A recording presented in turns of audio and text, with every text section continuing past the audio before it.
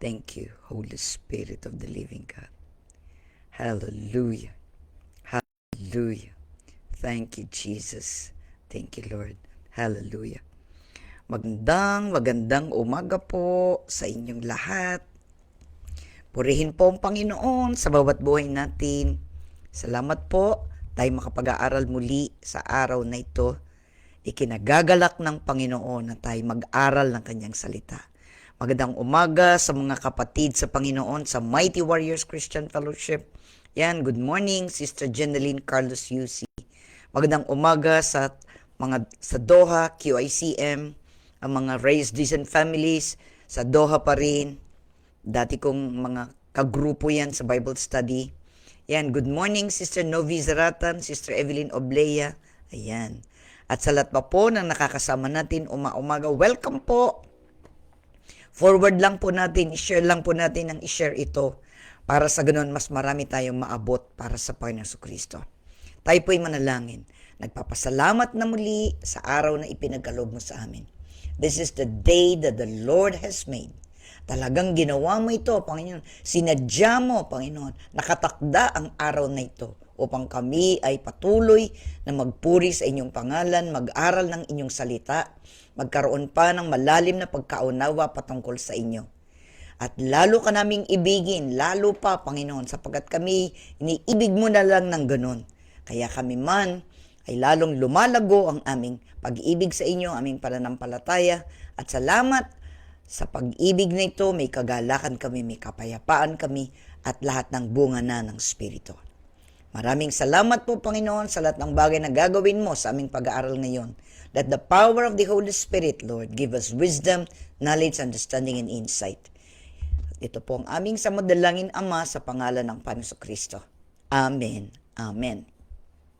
Yan, good morning, Sister Maricel Gamulo Tolentino, Sister Luz Mandap. Hallelujah. So kahapon po, napakaganda ng topic natin. Ito ay lahat patungkol sa Panginoong Hesukristo. So we need to get to know the Lord Jesus more and more and more and more. Ika nga. So kahapon, pinag-aralan natin na siya'y itinaas ng Diyos sa lahat ng nilalang, sa langit, sa lupa, sa ilalim ng lupa, at sa lahat. Every knee shall bow, every tongue confess that Jesus Christ is Lord to the glory of God the Father. Binigyan siya ng pangalan na higit sa lahat ng pangalan. There is no other name whereby we can be saved. Yan po, Acts chapter 4 verse 12. Wala nang iba na mapagkukunan pa tayo na tayo maligtas, maalis sa kasalanan tungo sa presensya ng Diyos at maging katanggap-tanggap tayo sa Kanya. There is no other name, only the name of the Lord Jesus Christ. Kaya ang lahat ay maninikluhod sa Kanya. Because of that, every knee shall bow, every tongue confess that Jesus Christ is Lord to the glory of God the Father. At ganun din, even in heaven, we had a glimpse of it sa pamamagitan ng revelation ng Panginoon to the Apostle John. Kaya lahat ng nasa langit, ang mga anghel, umaawit sila na karapat-dapat na tumanggap ng kapangyarihan, kayamanan, karunungan at kalakasan, papuri, paggalang at pagdakila sa ating Panginoong Kristo. Yeah. Ngayon, tayo naman, napag-aralan din natin na may nagmamay-ari sa atin, ang Panginoong Kristo. Yan. Tayo ay templo ng kanyang banal na Spirit. We are the temple of the Holy Spirit. The Lord lives in us. Kaya nga, gamitin natin ang ating buong pagkatao, even our bodies, to be a living sacrifice to the Lord. So ngayong umagang ito, ang ating pag-aaralan ay make a decision. Decide for yourself. Who is on the Lord's side? Diba? Yan din ang tanong ni Moises sa mga tao pagkatapos niyang bumaba doon sa bundok ng Horeb at daladala niya yung utos ng Panginoon upang kanyang itong ituro sa mga tao. Subalit nadatnan niya ang mga taong sumasamba ng Diyos-Diyosan. Kaya nga siya'y nagalit, itinapon niya at talagang sinabi niya, sino ba talaga sa inyo ang para sa Diyos? Kaya nga ang mga Levita, sila ang pumanig, kaya sila ay napili upang maging saserdote. Lahat ng bagay patungkol sa paglilingkod ay sa kanila naibigay. Ngayon, sa ating topic ngayon, you have to make a decision just like them, kahit sila. Sa kanino sila papanig? Ika nga. Who is on the Lord's side?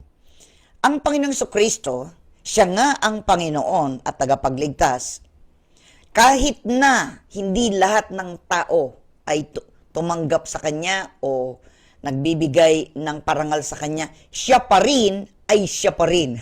Alam niyo po yun?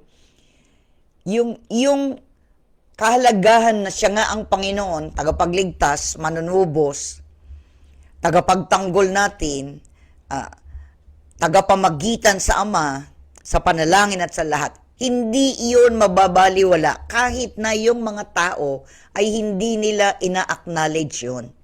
He will remain the same. Yan po ang kagandahan noon. Kung hindi pinapansin ng Panginoon Kristo, they reject the Lord. So, parang walang kabuluhan. Ang buhay niya, lahat ng ginawa niya, hindi magbabago yun. Kaya, napag-aralan na po natin ito nung isang araw pa, Colossians chapter 1, verse 18. So, ulitin po natin yung Colossians 1:18. Although ito'y pinag-aralan na natin nung Martes. Banggitin po, basahin natin. Colossians chapter 1, mga taga-Colosas, chapter 1, verse 18. Ito po ating mababasa. Siya ang ulo ng iglesia na kanyang katawan. Siya ang una, ang panganay na anak, ang unang nabuhay na muli upang siya ang maging pinakadakila sa lahat ng bagay. So, kung mabasahin po natin yan sa English, He is also the head of the body. Head of the body. The church. He is the beginning, the firstborn from the dead, so that He might come to have first place in everything. First place in everything. Sinabi na dito. Kaya nga, mahalagang ito po ay ating mauunawaan ng mabuti. Sabi sa pagkatagalog, siya ang ulo ng iglesia. There is no other head ng kapulungan ng mga mananampalataya. Yung pong iglesia, kasi po maraming gumagamit ng word na yan eh. Kaya akala mo, pag sinabi yung iglesia, ano ba itong naririnig kong ito? Ano ba itong napasokang kong ito? Kasi marami din pong umiiwas doon. Ang ibig pong sabihin niyan, called out ones. Sila na tinawag mula sa kadiliman tungo sa kaliwanagan.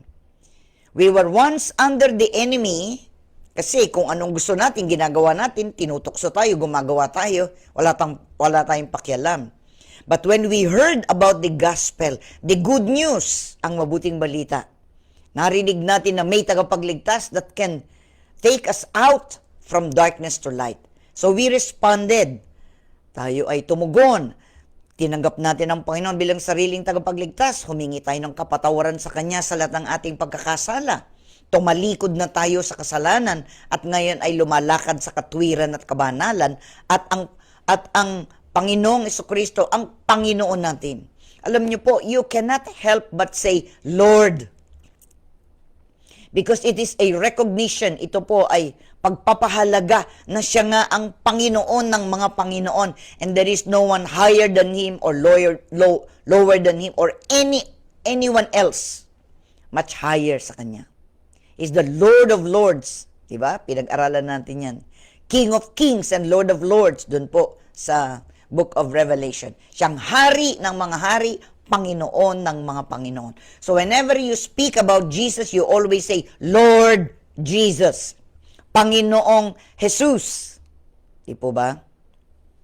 Kaya ang binabanggit sa atin, dito, siya ang ulo ng iglesia. We need to know and recognize that He's the head of the church.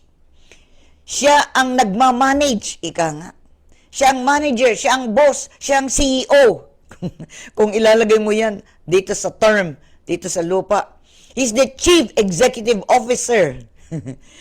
He is the manager, the highest one, the administrator. Siya lahat. Siya ang ulo. Siya ang nangunguna. Siya ang nag-iisip. Siya ang nagpapalakad. Siya ang gumagabay. Lahat yan, di ba? Yung ulo natin, our head. Naintindihan natin yung ating head. Inside this skull ay nandoon yung ating brain. And the brain has functions para gumana yung ating katawan. Kaya nga, pag nagkaroon ng anumang barado dyan, ang tao ay magkakaroon ng karamdaman. Hindi siya nagfa-function normally. Kaya nga, ganun din. Jesus is the head of the church. We follow Him. Sinusunod natin siya. Diba sabi niya, come, follow me. Yun ang imbitasyon niya sa mga alagad. Come, follow me, and I will make you fishers of men. Diba? Tinawag niya ang mga alagad. Yung mga sumusunod sa kanya, tinawag niya, come follow me. Ganyan din po ang imbitasyon. We have to follow. I have decided to follow Jesus. No turning back. No turning back. Kaya lahat tayo, we have to make a decision. Are you on the Lord's side? Alam niyo po, napakarami ang naniniwala. Pero yung tagasunod, konti. Ang hinahanap ng Panginoon, hindi lang yung sumasampalataya ka sa Kanya, you believe in Him, but you follow, you obey, tagasunod ka, sumusunod ka. Yun po ang emphasis ng ating mga pagtuturo.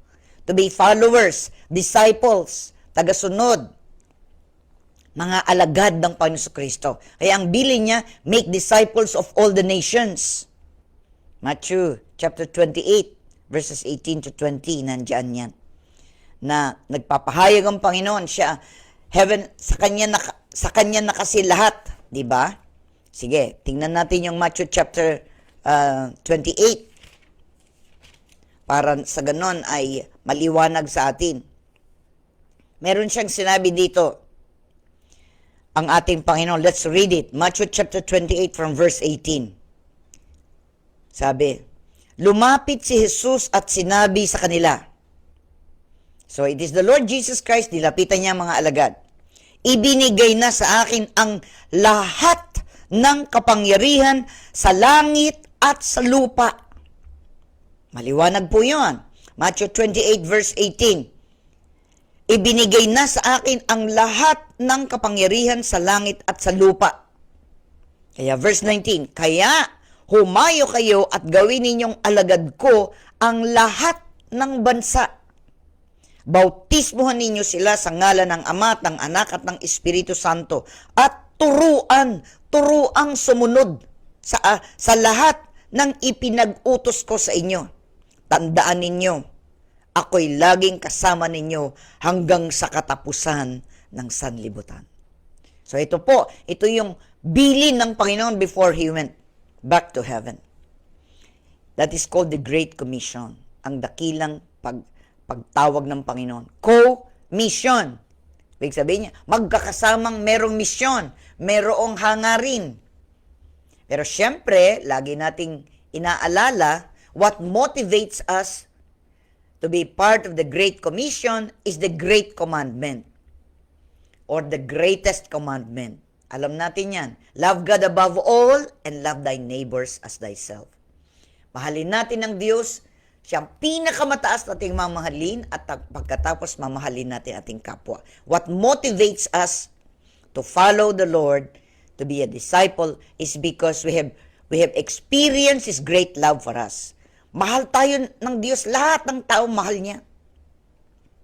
So, yung mga nag-respond, yung kumilala, yung tumanggap, Lord, salamat po, mahalin niyo ako.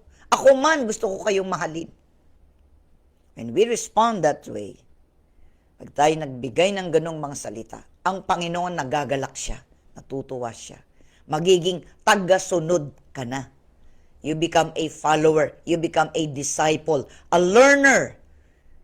Tuturuan ng Panginoon. Kaya nga, itinuturo ang salita ng Diyos so that we may all know. Para alam natin. Hindi lang tayo nakikinig, kundi nagsasaliksik din tayong by ourselves. Basahin natin ang sinasabi ng salita ng Diyos. Kaya nga, ang sabi niya, yun po'y mahalaga doon. yung topic natin na siya ang ulo, He's the head. Doon sa verse 18, lumapit si Jesus at sinabi sa kanila, ibinigay na sa akin ang lahat ng kapangyarihan sa langit at sa lupa. Yun po, maliwanag na maliwanag yun. Kaya, balik tayo dun sa Colossians 1:18. Doon, sinasabi dito, yung binasa natin, siya ang ulo ng iglesia na kanyang katawan. Siya ang una, ang panganay na anak. Ang unang nabuhay na muli upang siya ang maging pinakadakila sa lahat ng bagay. Pinakadakila sa lahat ng bagay. Ito po ay kailangan natin. Napakaganda pang himay-himayin yan. He's the head of the church because we are the body. The body of Christ are all the believers. Lahat ng tumugon sa panawagan ng Panginoon to come and follow me, tinanggap siya bilang personal na tagapagligtas at manunubos ng kanyang buhay at maging Panginoon, tagasunod ng Panginoon Kristo. Ang sinasabi niya doon ay, tayo ay magiging bahagi ng kanyang katawan. So, naiintindihan natin ating katawan. Different parts, di ba? Iba't iba. Dadalawa lang naman ang mata, walang mata dun sa likod ng ulo natin, ano? Iisa lang ng ilong na may dalawang butas, di ba? Isa lang ang bibig, praise God, isa lang ang bibig. Di ba, no? Kung marami tayong bibig, paano yan? Magkakasabay-sabay lahat ng sasalita. Di ba? So, merong mga bagay, lahat tayo ay kabahagi. Because He's the head and we are the body. Tayo ang katawan ng ating Panginoon Kristo. Binasa natin yan. Kaya nililiwanag lang natin ito. Sabi niya, He's the head of the church na kanyang katawan. Siya ang una. He's the first one. Kaya nga, wala na pong hihigit pa sa kanya. Sa pagka-English, He's the head of the church, of the body. He's the head of the body, the church. He is the beginning. Kung sasabihin mong beginning, meron pala siyang mas nauna nun.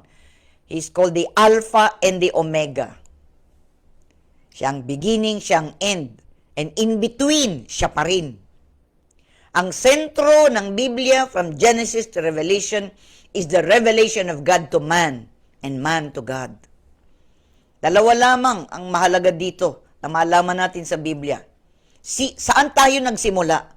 Who is our creator? We need to understand that. May lumalang sa atin. Hindi tayo nanggaling sa machine.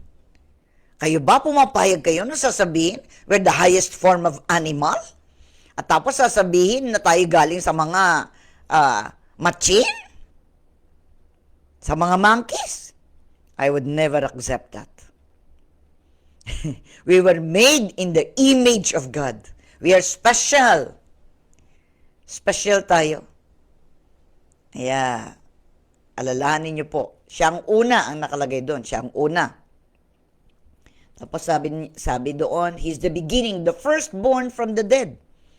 Kasi nga, ang langit, ang laman, ay ang Diyos at ang mga anghel. Gusto ng Panginoon, makasama niya na tayo doon. So, nasan yung mga saints, yung mga nauna na, yung mga sa lumang tipan, they look forward at kinilala nila that there'll be a Messiah. May tagapagligtas who is coming. They are in a place. Nandun sila, lahat ng mga who died na nung wala pang Panginoon Kristo, they're in a place. So when the Lord rose from the dead, He took them back to heaven. Dinala na niya. Kasama na niya doon. Kaya ito po'y mahalaga na naiintindihan natin. Kaya sabi niya, the firstborn from the dead, so that He might come to have first place. Kaya, lagi niya makikita, una, first. Wala nang mauuna pa sa una. Meron ba? Yung zero, hindi yung number di ba? Usually, when you count 1 to 9, tapos zero, sinasabi nila. Because you have to add 1 and it becomes 10. Pero walang empty sa Diyos. Everything is filled. Wala po yung kawalan sa Diyos. Lahat ay may lugar. Everything. Hindi man natin nakikita ang lahat, but there is, mayroon. Kaya ito po ay mahalaga na naintindihan natin. Si Kristo ay nasa lahat ng Kristiyano. Sinabi na ng Panginoon sa Kristo, He is with us because He lives in us. Siya'y namumuhay sa atin. Dito siya. Nakatira siya sa atin. We are the temple. I-discuss na natin yan. We're the temple of the Holy Spirit. Tayong bahay ng banal na Espiritu. Namamahay siya sa atin. Because He leads us, guides us, teaches us, reminds us. Alam niyo po, how many times that the Lord reminds you? Akala mo, yun lang isip mo yon. Many times, it is the Holy Spirit that reminds us. Pag may nakalimutan ka, may nire-remind siya. Kaya kapag mayroon kang alam mo na hindi mo dating iniisip tapos ipinaalam sa iyo, wag ka nang mag-atubili na gawin. Gawin mo na. Because it is important. Pag yung importante yan, i-remind ka ng Panginoon. Para sa ganon, hindi ka magiging mali-mali at hindi ka magkakaroon ng maling desisyon. At hindi ka rin mahuhuli, hindi ka pwedeng mauuna, di ba? We are followers, tagasunod. So, Jesus is ahead. Siyang head, siyang una. So, we follow Him. Just like a sheep to the shepherd. Sumusunod ang mga tupa sa kanilang pastol. Siya ang pastol natin. He is the good shepherd, the great shepherd, and the chief shepherd of all. He is first. Wala nang mauna sa one, di ba? The lowest number is one. Pero it is also the greatest. Without that one, how will there be two? How will there be three? Di ba? Pero sa atin, pananampalataya, there are the three divine persons in one God. Hear, O Israel, the Lord is one. Diba? Sinasabi yan doon sa Shema. Pinapaalam na iisa lang, walang marami, isa lang. Ewan ko ba, nagpipilit ang tao na abutin ng Diyos sa iba't ibang paraan. That is not how you can reach Him. There is only one way. One way. Isa lang. Pinasisimplihan na ng Panginoon para sa lahat ng tao. Huwag ka nang kung saan-saan at kung sino-sino ka naniniwala. You only have to believe in one. And out of Him, there is the Father, the Son, the Holy Spirit. We can understand it by ourselves. Yung pagkakalikha niya sa atin. We are composed of spirit, soul, and body. Hindi naman natin nakikita ang ating soul and our spirit, but definitely they see our body. Diba? Ito yung kaha, ika nga. Ito yung kahon. Kumbaga, yung laman, siyempre, kapag nakakahon, nakabalot, natural lang nakikita mo lang yung kahon. Di mo nakikita yung loob. Ngayon, pag binuksan mo yon, then that is when you will see what is inside. Pero sa atin, buksan man tayo, they cannot see it. Because first, we are a spirit. And we have the soul. Our ability ng thinking, willing, feeling. Tatandaan niyo po yun. What is in our soul? Thinking, yung pag-iisip. Willing, yung pagdedesisyon. Feeling, yung pandama. Those are part of the soul. And then the body. Ano yung body? The five senses. Seeing, hearing, smelling, tasting, touching. Diba? There are five. Kaya, yan ang nakikita nila, yun lang kahon, ika nga. But they cannot see what is inside. Only God sees everything. Nakikita ng Panginoon ang lahat ng bagay sa atin. Kaya nga, from the Spirit, nagkaroon na tayo ng personal na connection sa Diyos, our spirit becomes alive. Kaya nga, that is a born-again experience. Kasi, nung si Adan at si Eva, sumuway sila sa Diyos, their spiritual connection with God died. So, ang iniisip lang nila by themselves, their own thinking, feeling, willing, Sila na ang magdedesisyon. And so the body follows. Ang katawan sumusunod. Pero nung tayo na born again na, from the Spirit, it will drop down into our soul para the ability to think, yung abilidad na mag-isip, yung abilidad na ikaw ay magdesisyon, at yung abilidad na ikay may madama ka. Pero syempre, we make a decision. After that, then it is commanded into the body to do it. Sana po, hindi po yun nakakagulo sa inyo. Kasi ang kailangan, the spirit, the soul, the body. So yung soul is always in the middle. It either follows the spirit or follows the body. So nung wala pang Panginoon Kristo sa atin, yung mga decisions natin at yung ating katawan, yun lang ang nagdedesisyon. But when we became born again, the Spirit is there. So, kailangan nandun siya sa top. Yung banal na, yung Diyos, sa pamamagitan ng banal na Spirito, goes to our spirit. Then, we have to make a decision. Pag born again ka na, ang sinasabi ko. Tapos nun, we have to decide. You will decide to follow. To follow Jesus. No turning back.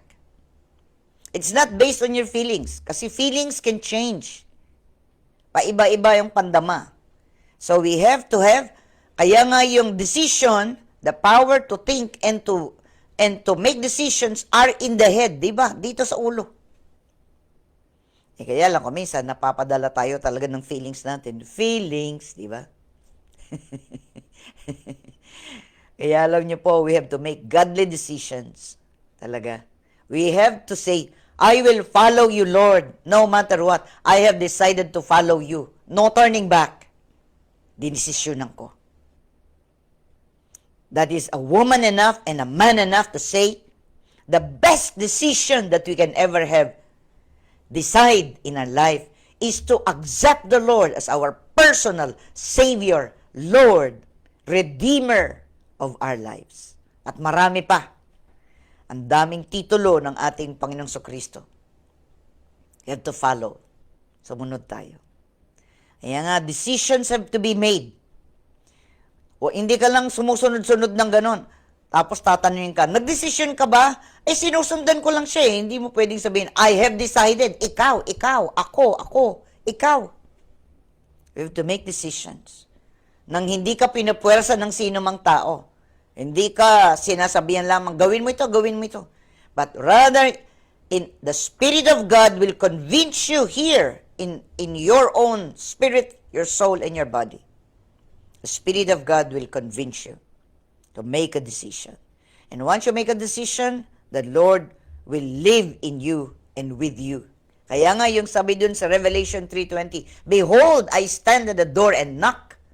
If anyone, nakalagay dun, sino man, let's go there para makita nyo. Revelation 3:20. Alam nyo itong talatang ito, but this is very important sa ating lahat. Ito po, Revelation 3:20. Sabi po, nakatayo ako sa labas ng pintuan at tumutuktok. Sa iba'y kumakatok. Kung di ringgin nino man ang aking tinig at bubuksan ang pinto, ako'y papasok sa kanyang tahanan at magkasalo kaming kakain. So, you have to invite the Lord Jesus. Lord Jesus, come into my heart. Pumasok ka. Sapagkat ang Panginoon ay kumakatok sa lahat. He has been knocking at many doors. Pero hindi siya pinapapasok. They do not want to let Him in. Kaya nga tayo ngayon, if you're listening, dinaanan natin lahat yan. Kumakatok siya. Behold, I stand at the door. Can you imagine? Actually po, yung Revelation 3:20 ay isa po iyan sa mga mensahe ng mga churches at that time, nung kapanahunan ni na apostol Pablo, ang mga apostol. Those are the 7 churches, ika nga, from different places. By the time na doon sa Revelation chapter 3, ang Panginoong Kristo hindi na sentro. He's no longer the center. Ang dami na nilang ginagawa, but Jesus is not the center of it all. Kaya nga, kumakatok siya uli, ay, papasukin niyo ako. Pero ito rin ay ginagamit para sa mga hindi pa tumatanggap at pinatatanggap ang Panginoon. Kasi nga, napakaganda nung talata na sinasabi, nakatayo ako sa labas ng pintuan na tumutuktok. Kasi po, itong chapter 3 ng Revelation o pahayag ay sulat sa iglesia ng Laodicea ito. Kaya sa ating kapanahunan ngayon, marami ang Panginoong Kristo ay nasa labas na. Sila na ang gumagawa lahat sa loob. They do their own thinking, their willing, without consulting the Lord. He's the head. Kaya nga, pinababalik loob niya ang mga tao. Sabi niya, nakatayo ako sa labas ng pintuan. Can you imagine? The Lord is outside. Kumakatok siya. At sinabi doon, kung diringgin nino man ang aking tinig at bubuksan ang pinto, ako'y papasok sa kanyang tahanan at magkasalo kaming kakain. Wow. Pakaisipin nyo na lang po yun. I will leave that to you. So, sa ating pag-aaral ngayon, have you make a decision? I believe you did. Pero yung hindi pa nagde-decide, you have to decide. Personal decision yan. Na hindi ka pinipilit, hindi ka tinutulak na gawin mo yon. Personal, ikaw mismo. It comes from your own decision within you. God has given us the ability to think and the ability to decide. Kaya nga po, ang kaligtasan natin is not based on our feelings. Kasi kung minsan, hindi mo nadarama, but you still have to do it. Because it is right and true. So, hindi yung feelings mo. Kasi kung minsan, in the part of our soul, the feelings, malaki ang impluensya niya sa ating mga decision, sa ating mga iniisip. Yung nadarama mo, nadarama ko kasi, hindi yung ganun. Nararamdaman ko. Lagi yung ating bukang bibig, di ba? It's not our feelings. Ano yung mga feelings, di ba? Yung nagdamdam ka, nagtampo ka, na malungkot ka, lahat ng yun, masaya ka, lahat ng mga bagay na yan na pampa-energize, ika nga. Or the other way around. They are not the deciding factor. Kaya nga marami, kahit sa mga mag-aasawa, feelings lang. Later on, nung wala na yung feelings, wala na rin yung relasyon. Di ba? Di ba? Di ba? Nabighani lang nung una, ay gusto ko siya, ay love ko siya. Pinakasalan, tapos nung magkasama na, ayaw ko na sa'yo. Hindi po pwede yun. Kasi kung base lamang sa feelings ang ating buhay, we will make many mistakes. Para tayong elevator, mataas, mababa. Para tayong palitaw, nandyan, wala. Nandyan ko minsan, nandyan, wala. Paiba-iba ang nagiging desisyon kasi nga, feelings, yung nadarama mo, yun ang nagde-determine. Kaya nga po, we have to make a decision in our thinking and in our willing, especially when it comes to the Lord Jesus Christ. It's not what you feel. Kasi yung iba, kailangan na may malaking feeling o matinding feeling para tumanggap sa Panginoon. Hindi po. It's not the feelings. Sinasabi ko na yan. And I tell you straightforward.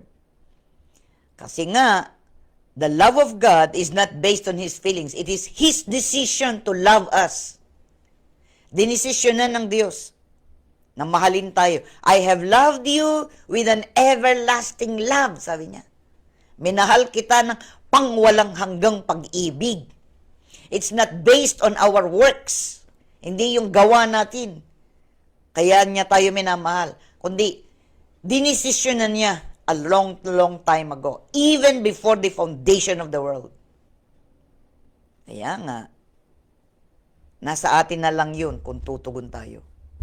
Pero syempre, yung feelings of love. Pero yan ay very vulnerable. Pabago-bago yan, yung feelings. But we have to make a decision. No matter what, you will stick to your husband or to your wife. Not only in the good times. Kaya nga, di ba, ano ang promise? For better or for worse, for richer or for poorer. In sickness or in death. Di ba? Death alone will separate you. May promise kayo, di ba? You promise that. Pinangako mo yun. Kaya nga, hindi mo siya papalitan kapag medyo tumaba na siya. Pag nagkaroon na ng maraming anak, hindi na siya, wala na siyang korte. Dati Coke, yung bote. Tapos later on, Coke in can na lang. Mamahalin mo pa rin yan. Di po ba? Anyway, wag na akong mapalayo. Baka kung ano-ano pang maikwento ko. Ang binibigyan ko lang ng emphasis sa atin, we have to make a decision. We have to make a decision. Kaya, ang Panginoon Kristo ay nasa lahat ng Kristiyano, pero nakikita lang siya sa iilang Kristiyano. Alam niyo ba yon? Sino yung talagang nagre-reflect sa kanya ang kaugalian ng Panginoon Kristo? At lalo na, yung nangunguna si Kristo sa kanyang buhay. You follow very well. Siya nasa lahat ng Kristiyano, nakikita, yung they can see by your actions. Iilan lang yon. Pero kaunti ang mga Kristiyanong si Kristo ang nangunguna at siya ang pinakadakila. Kaya sana po, doon na tayo sa huli. Yung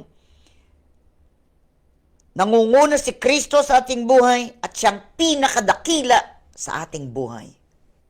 Tayo yun. Let us make a decision to be that kind of Christian. Kasi marami nang sasabing Kristiyano ko. But only those who have really made the decision in Jesus Christ, they are being led sa ang Panginoon sa Kristong sinusundan, nangunguna si Kristo sa buhay, at siyang pinakadakila sa buhay. Siyang number one. Tayo po'y manalangin. Panginoon, maraming salamat sa katotohanan ito na aming natutunan ngayon. Salamat po, Panginoon, na karamihan sa amin ay nagdesisyon na. Pero kung noon ay parang nag-decide ka pero hindi mo pa masyadong naintindihan, we can recommit our lives to you. Para sa ngayon ay aming naintindihan na ng mabuti. So, we can have a sure decision. Sigurado, walang pag-aalinlangan, walang pagdududa na kami nga ay na kay Kristo at si Kristo ang aming Panginoon. Sumusunod kami sa Kanya. And we are becoming more and more like Jesus. In our words, in our action, the way we see things, the way we think, He is our best example. He led the way.